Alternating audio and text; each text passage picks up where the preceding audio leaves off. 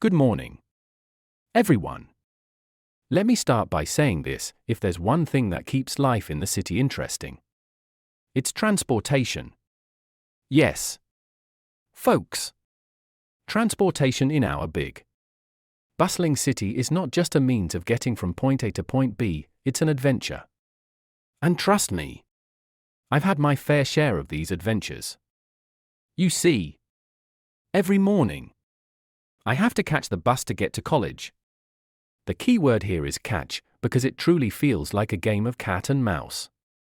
The bus, much like a rare and elusive bird, has its own schedule.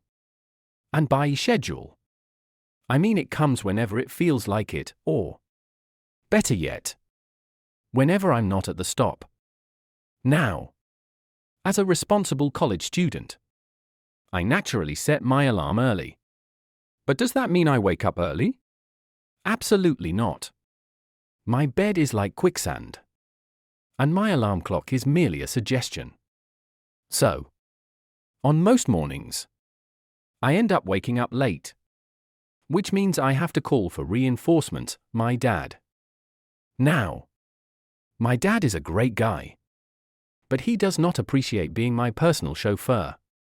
Every time I ask, he sighs as if I've asked him to climb Mount Everest. And then comes the car ride. The car ride, where we brave the ultimate monster of urban life, rush hour traffic. Let me paint you a picture.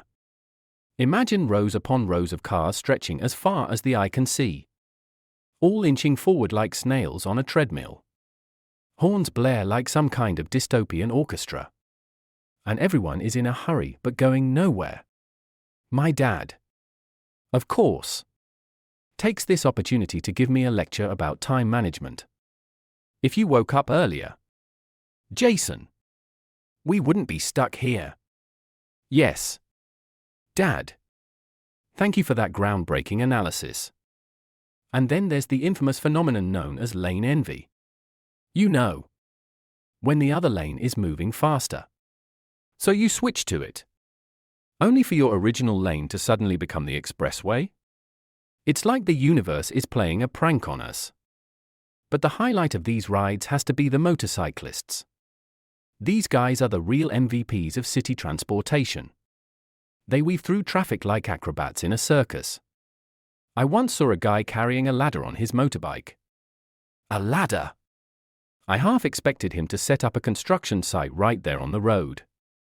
Of course, public buses are another story altogether. When I do manage to catch one, it's a lottery. Some days, it's like a spa on wheels, calm, quiet, and air-conditioned. Other days, it's standing room only, shoulder to shoulder with strangers, and someone's bag poking into your ribs. Despite all this, I have to say, there's something oddly charming about city transportation. It's chaotic. Yes. But it's also a shared experience. It's where you see the quirks of humanity, the guy singing loudly to his headphones, the lady with 15 shopping bags, and the toddler who stares at you like you owe him money. So, while I complain about it, I also appreciate it.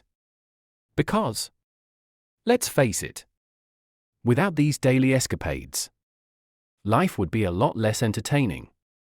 Now, if you'll excuse me, I need to text my dad. I might need a ride tomorrow. Thank you.